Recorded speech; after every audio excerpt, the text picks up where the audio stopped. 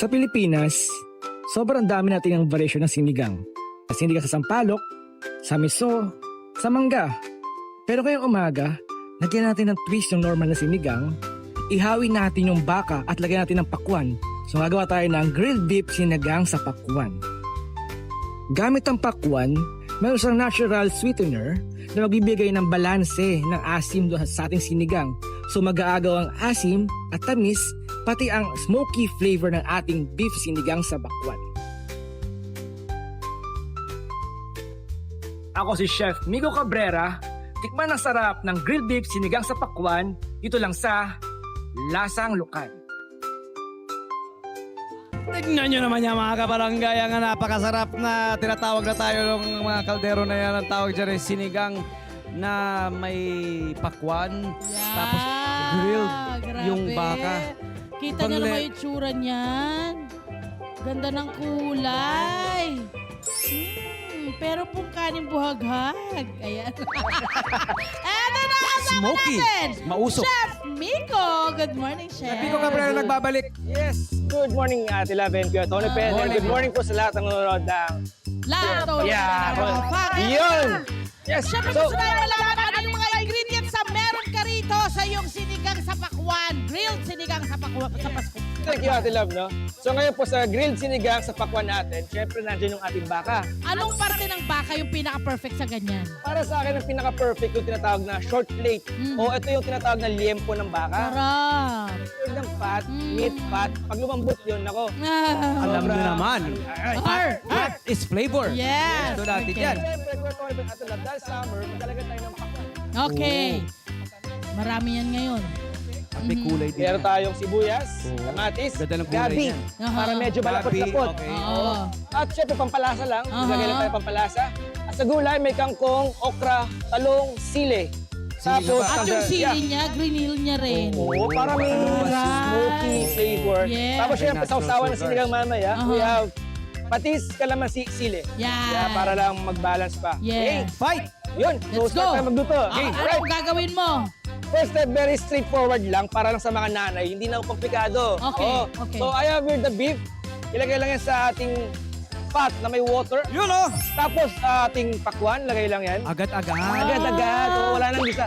Kung gusto nung igisa, okay lang. Pwede. Pwede Pero para parang mas okay yung ganyan kasi mapati na yung... Mapati na, oo. Kasi kung gusto Okay. natin yung di ba, water ang pagkwan, di ba? Correct, So, lumabas agad. Yes, tama. Kasi pag ginisa mo rin, nag-iiba pa yung lasa eh. Yun. I-develop yung flavor, no? So I have here also the aromatics onion.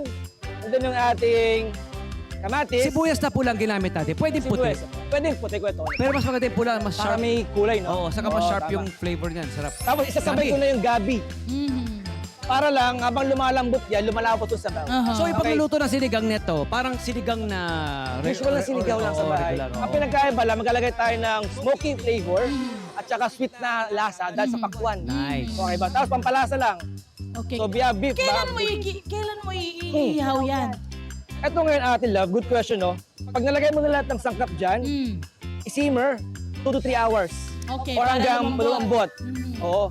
Pero syempre, dahil live tayo, di ba? Yes. Meron tayo dyan after 3 hours. Ayan na yung We magiging have itsura niya, here pinakita na to. natin. Yung pinakita natin kanina sa intro ni Chef Miko, nag-iihaw siya talaga nitong baka Correct, pinakita. correct. Ayan ang ating ihawan. Ayan ang ating inihaw na baka.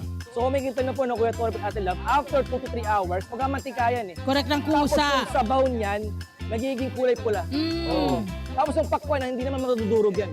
Okay. Tapos, for appreciation, ihawin natin. Ayun. Oo, para makita nila, no? Paano ba yan? No?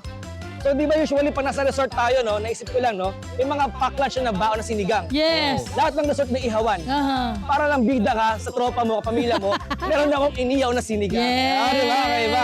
So, paano ba yan? Kung meron ka sinigang na dala sa resort, ihawin mo lang yan. Pwede yun. Yeah. So matapos mong Yun isigang. nga. Oh, di ba? Masim yung sinigang. Kaya nga. Pwede. Ang husay mo Perfect, talaga. Ano pangalan mo, Chef? Chef Miko na lang. Ang galing, ha? Oo, Miko na lang. Husay mo. Okay. Husay. Ano naman yung idinadagdag mo pag singaw sa baga bago ilagay sa sabaw? Ang dinadagdag ko sa kanya is, bago ihawin, yung salt, pepper lang. Yun Tapos, lang. oo. Itong mga to. Yeah. So Aha. ngayon po, balik ako sa may sabaw. Habang iniihaw ko yan, ilalagay ko na yung gulay. So after 3 hours, maglagay tayo ng usual na kangkong, Mhm. lagay tayo ng ating talong, ng ating okra, no? Tapos yung sili. Pakuloyin lang, pakuloyin. No? Right. So, kakaiba dito is, yun na nga, kailangan kumapit yung usok na yan. Saka, ang maganda dyan, alam mo yung nag-level up yung inihaw eating experience mo. Di ba? Oo, Kasi tama. agad-agad, di ba, ibang lasa ng inihaw mong liempo. Correct, o correct, baka. correct. Kahit baboy, pwede. Siyempre, sinigang na baboy, pwede, Oo, di ba? Pwede rin manok, sinampalukan, di ba? Pwede. So, ihaw mo. Pwedeng sinampalukang inasal. Galing. Oo, kakaiba. So, no? maasim-asim, inihaw, smoky at Oo. maasim-asim. At Di may ba? tamis ko ito. Interesting. Tapos pampalasa lang, may nabibili ng mga sinigang mix, no? Para lang, kung gusto nyo naman fresh na sampalok, Pwede naman. rin. Pwede rin naman. Tapos minsan kasi ang pakwan ko ito, hindi seasonal, hindi siya matamis. Oo. Kailangan ko ang tamis na flavor profile. Maglalagay lang konting sugar. Push mo lang ng konti. Oo, konting sugar lang. Konti lang, Push lang pambalansi natin lang. ng konti. So ang maglalaban dyan yung asim, tamis, smoky, At beefy, alat. at kalamansi Dami. na sausawan, no? Di ba? Malaro. So ngayon, pag naihaw na natin yung beef, ibabalik ko na yan dito sa ating pot. Okay. Ayan. Para, yun. Balik na natin sa pot, para yung lasa ng usok sumama sa sabaw. Yes. Pakuloy lang natin. Ito naman luto na yan eh. Okay, correct. Yung gulay ko na rin, naka-par blanch na yan. Siguro on this moment, sa ano to, pwede tayo magplato. Pwede na. Okay, sige. No. Kaya kahit anong plato, we have your bowl O na. bowl tayo. Hindi plato, bowl. Bowling. Bowl. Oo. Pwedeng bowl. Bowling. Hindi na pala plating. Bowling pala, no? Okay. So yan, kunin ko na yung ating beef. Ang galing, Ayan. Chef. Napaka-innovative ni Chef Miko Cabrera. Kaya umuulit Husay, no? napakahusay. Bigyan nyo nga ng sarili programa to. Galing. Kasi ito, Tony Pep, no? Trend kasi ngayon sa industriya, yung fusion. Oo. Yung kumbaga, yung ordinaryong Pilipino na sinigang, kailangan mong lagyan ng twist. Kasi ang kumakain ngayon, mga Gen Z na. Oo. Or Kaya mga di ba, Gen Z. instead of fusion, global. Global, Isa pa, isa pa yun. Tama. Oo. Isa pa So ito yun. kakaiba, pwede Wow. pag-usapan, no? Kulay. Ganda. Tapos sa ating Mapula-pula sausawan, sa pakwan, ano? we have here lang na patis. Lagyan mo lang siya ng kalamansi. Di ba? Para well-rounded yung lasa, balanse. And then, sili. Wow. Yan. Palapal, Chef Miko! Marami pang iba't ibang bersyon na sinigang mula Yes. sa mga ibang probinsya. Ito po ilan sa kanila. Meron po tayo sinanglaw mula sa vegan. Yes. Natikman natin yan. Beef-based soup yan. Pero bile. Bile yan kasi ginagamit doon. Na beef-based soup na may flavor ng ginger at kamyas. At yung Sarap. bile, di ba? Sarap. Yes. At sinigang sa katmon sa So may Aurora. konting pait? Oo. Oo, may Oo. konting pait. At ginagamitan ng katmon, fruit ito, bilang pampalasa at nagbibigay ng Yeah, unique na alam ko local yan. taste itong sinigang sa katmon. Ang katmon o elephant apple ay isang prutas na endemic sa Pilipinas. Correct. Sabo bule, sinigang sa bule, Pampanga, mula sa mga Aita. Hello po sa mga kabarangay natin. Kadalasang pata ng baboy ang laman naman yan. May blue patani or lima naku, beans. sarap. Bilang pangunahing sangkap. May alibangbang leaves para pampaasim. Pwede rin yun. At sinigang na ratan sa Cordillera, Northern Luzon. Isang katutubong bersyon ng sinigang na gumagamit ng maasim na bunga ng ratan. Hindi Maasim ko kasi. akalaim na may bunga pala Yung ratan, yung bilog-bilog na bibili sa Baguio. Ah, sa ito ba Baguio yung Market. dilaw? Yung bilog, oo, yung Ah. bilog tapos merong... Dila may scale? Oo. Ah! Napaka-asim nun. Tinatawag ding lituko sa Ifugao at Mountain Province at Ifugao Region. Sa Limuran o Yantok naman sa Ilocos Region ang tawag. Ang bunga nito ay yun parang ahas yung balat. Yes, Diba? yun nga, Parang scale. scaly. Nagbibigay ng asim kilig na sabay na perfect sa baboy, manok o sa isda. O yan. Eto, Visayas naman, KBL o Kadios, baboy at langka. Aba, syempre sa Iloilo po yan at Antique area or region, gumagamit naman ng batuan bilang pampaasim. Ang kansi naman ay mula rin po sa Iloilo at Negros Occidental, Malabulalo at sinigang na may laman na beef and marrow. Sarap! Gumagamit ng batuan o kamyas bilang pampaasim. Paklay naman ang tawag sa Cebu at Mindanao. Kadalasan gumagamit ng ginayat na lamang loob ng baboy o baka, gaya po ng atay, bituka o puso, pinakukuluan sa suka o pineapple juice. Amazing!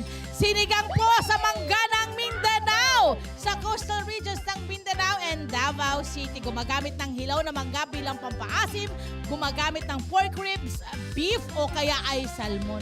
Ang dami Mabuhay. pagkain. Tingnan mo ha kung gaano ka-rich yung mga pagkain Kung ng gaano Pilipinas. ka innovative ng Pilipino. Super! Kaya talaga, walang kasing tatalo sa food innovative natin. Ni Chef Miko Cabrera. Palakpakan si Chef Miko Thank Cabrera you, at ang thank kanyang you po. pamosong Yes. sinigang Grilled na grilled beef. Oo. With- Grilled beef Oo, sinigang sa pakwan. Congratulations. Yes. Napakahusay.